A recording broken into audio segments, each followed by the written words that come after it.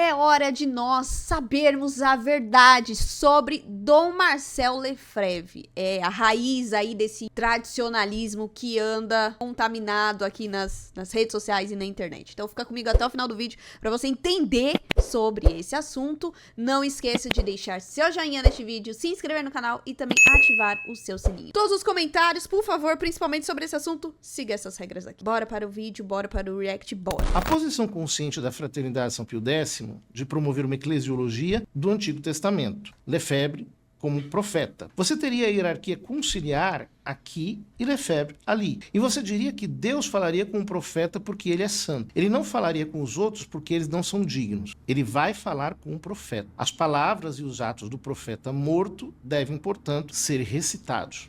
Uma prática comum, e aqui já sou eu falando novamente, entre grupos misticistas, é promover um tipo de adepto fraco. E aqui volta Dom Dolan. Desencorajar o estudo profundo, visto que caráter forte e estudo intenso geram almas difíceis de controlar. E aí, Dom Dolan explica. A única razão pela qual nós, os que deixaram a Fraternidade São Pio X e fundaram a Fraternidade Sacerdotal São Pio V, temos o que temos hoje é porque somos pessoas muito independentes e autoconfiantes. Caráter, personalidades fortes. Os restantes são aqueles que se tornaram os bons soldados de infantaria de Econ. Sobreviveram a todos os expurgos e, sem dúvida, ainda carregam suas lanças para o seu grande líder, mesmo quando falamos. Mas nós pensamos, nós estudamos, nós nos lembramos de como era nos velhos tempos. Não herdamos o catolicismo de Lefebvre ou Econ. Já o tínhamos. Achávamos que nos ajudaria a mantê-lo, mas começou a diluí-lo em questões essenciais. Estamos falando de doutrina, sacramentos e liturgia. Todo o resto era secundário. Era aquele tipo de sopa piedosa que eles produziam na Econ, aquela luva de veludo que eles usavam para cobrir tudo. Todas aquelas frases que soavam piedosas como somos tão humildes e tão frutíferos, etc. Lembro-me de pensar, quando certos assuntos surgiam, porque ninguém...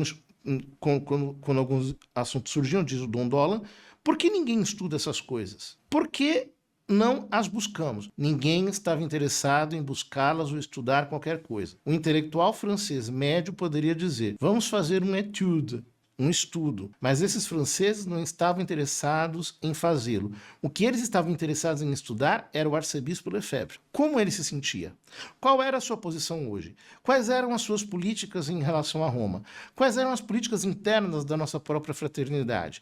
Era só isso que importava. Ninguém queria estudar essas coisas até que os padres Sambon e Cecada surgiram, homens, em grande parte, autodidatas, que tinham disciplina, curiosidade intelectual e fé para abrir os livros. O que diziam os autores? Para alguns deles, dentro do espectro lefebrista, fica-se com a impressão. O bispo Kelly faz isso, por exemplo. Em qualquer questão controversa, ele começa com a sua conclusão. Olha no índice de um livro, somente em inglês, escolhe uma citação que se adequa à sua conclusão e, quanto ao resto, não lhe serve de nada. A ideia de uma educação real, clássica e uma abordagem sistemática à fraternidade São Pio X e o grupo do bispo Kelly não usa tal coisa porque não estão interessados nisso. As sociedades São Pio X e São Pio V não são sociedades para pensadores, são para seguidores da linha popular do partido. É preciso jogar com 2 ou 3 princípios básicos e mantê-los felizes, dar-lhes o que querem e você os terá. Essa é a história do sucesso deles. A Fraternidade São Pio X nunca deu aos seus membros qualquer treinamento doutrinário até este exato dia e hora. Até aqui, citação do Monsenhor Dolan. Só para situar um pouco, depois isso vai ficar mais claro no fim da aula, Monsenhor Dolan saiu da Fraternidade São Pio X em 1983 por razões de sede-vacantismo. Porém, o sede-vacantismo, nesse caso, é um sede-vacantismo que nasce da conclusão óbvia de que você só pode justificar uma atitude de insubordinação a Roma se você acredita que Roma está vacante e que já não tem mais legítimos pastores. É uma conclusão lógica. Ou seja, o que ele está querendo dizer aqui, e na minha opinião ele está correto, é que se você estuda de verdade, não tem saída. Ou você reconhece a legitimidade dos pastores e obedece a eles, ou então você nega a legitimidade desses pastores e faz o que você quer, talvez fingindo certa obediência. E o que ele está dizendo aqui é que justamente esse espírito anti-intelectualista, gnóstico, profético, que colocava em Monsieur Lefebvre a grande glória, a grande iluminação que deu origem a toda a resistência lefebrista, o que mantém as pessoas nesse tipo de sistema. Ou seja, você não pode tocar em Monsieur Lefebvre, ele é uma espécie de vaca sagrada. E você também não pode tocar em algo relativo à antiga liturgia. Isso aqui acaba se tornando, digamos assim, grandes dogmas, e qualquer pessoa que passa para a Fraternidade de São Pio X, no dia seguinte já está glorificando Monsieur Lefebvre, e no dia seguinte já está também falando como um mantra sobre a missa tradicional, sem analisar profundamente as questões. Quero dizer, de maneira teológica. E aqui, claro, nós acabamos sucumbindo a uma espécie de anti-intelectualismo gnóstico. Basta seguir o líder. Assim como os seguidores de São Domingos são dominicanos, os de São Francisco, franciscanos, com muito maior razão, não é um erro ou uma ofensa dizer que os seguidores de Monsieur Lefebvre sejam lefebristas. Ainda mais quando, entre eles, Monsieur Lefebvre é apresentado como um salvador da Igreja, como o homem da providência para os nossos dias, num ato de glorificação que não pode receber outro qualificativo senão o de messiânica. O próprio Monsieur Lefebvre, no Sermão da Sagração dos 4 bispos contra o mandato do Santo Padre São João Paulo II, disse: a Igreja Conciliar segue caminhos que não são católicos. Eles simplesmente levam à apostasia. É por isso que realizamos esta cerimônia. Nada mais somos do que portadores dos meios para nos santificarmos. A Santa Missa, a verdadeira Santa Missa, os verdadeiros sacramentos que verdadeiramente dão vida espiritual.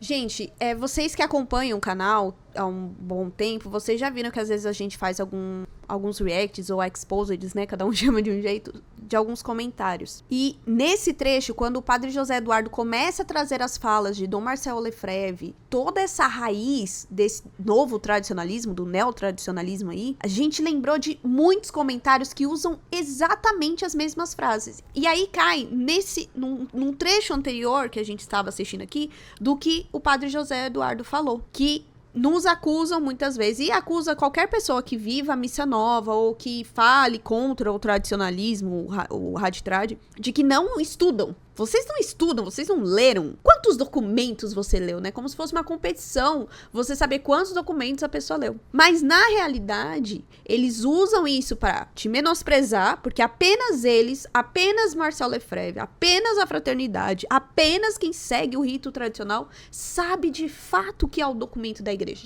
sabe de fato o que é a igreja. Os papas anteriores, os papas do Concílio Vaticano II, não, eles não sabem. Eles não sabem nada. Aliás, eles romperam. Até porque não é mais... Pra eles, tá? Não é mais a igreja de Cristo. É uma seita conciliar. A hora que eu fui ouvindo o padre José Eduardo falando, era como se Deus falasse: gente, vocês estão no caminho certo. E digo aqui quem segue o magistério da igreja. Porque não há tradição sem magistério, sem palavra de Deus. Não há magistério sem tradição e palavra de Deus. Não há palavra de Deus sem tradição e magistério. Esse é o caminho que a Igreja Católica segue. Então, nesse ponto, o padre José Eduardo vai trazendo várias frases de Dom Marcel Lefebvre que, se você acompanhar os nossos vídeos e os comentários, alguns comentários que surgem nos vídeos sobre a gente traz aí do tradicionalismo, você vai ver que são as mesmíssimas frases. Ou seja, eles só copiam, eles só repetem, como o padre José Eduardo falou, como um mantra. E aí a gente vai para esse trecho aqui que o padre José Eduardo fala sobre não há tradição sem igreja. E é a tradição. Essas próprias palavras já mostram que não há fidelidade à tradição. Não há tradição sem igreja. A igreja, na sua continuidade, é a primeira testemunha e o primeiro sujeito da tradição. Por exemplo, Monsieur Lefebvre, em outra ocasião, dizia: a cátedra de Pedro e as posições de autoridade em Roma são ocupadas por anticristos. E isso me rendeu a perseguição da Roma anticristo. Isso está na carta aos futuros bispos que ele fez antes das consagrações. Quem dizia essas coisas era Lutero, né? Chamava o Papa de anticristo, chamava Roma de anticristo, de Babilônia. E exatamente por isso, esse é o substrato, o joaquinismo, é o substrato da doutrina lefebrista das duas Romas. Ele diz na famosa declaração dele, de 1979, pelo contrário, negamo-nos e sempre temos negado a seguir as tendências neomodernistas e neoprotestantes de Roma, que se manifestaram claramente no Concílio Vaticano II e depois dele em todas as reformas que dele emergiram. Todas essas reformas, de fato, contribuíram e continuam a contribuir para a demolição da Igreja. Nós nos faremos de surdo diante das novidades destruidoras da Igreja? A missa nova corresponde a um catecismo novo, a um sacerdócio novo. Esta reforma, tendo surgido do liberalismo e do modernismo, está completamente envenenada. Ela brota da heresia e termina em heresia, embora nem todas as suas ações sejam formalmente heréticas. É, portanto, impossível para todo católico consciente e fiel abraçar esta reforma e submeter-se a ela de qualquer forma. A única atitude de fidelidade à Igreja e à doutrina católica em prol da nossa salvação é uma recusa categórica em aceitar a reforma. Por isso, aderimos firmemente a tudo que a Igreja de sempre codificou nos livros publicados antes da influência modernista do concílio, esperando que a verdadeira luz da tradição dissipe as trevas que obscurecem o céu da Roma eterna. Ele diz, né? Nós aderimos à Roma eterna, não à Roma modernista, neoprotestante, etc. Duas Romas. Há uma Roma eterna que, claro, por ser eterna, é imaterial. E há uma Roma que ele chama de neomodernista, neoprotestante, etc., que é a Roma real, que é a Igreja real. O que é isso? Joaquinismo, é heresia. O legal dessa aula, principalmente do Padre José Eduardo, é que a gente vai entendendo um pouco mais sobre as heresias.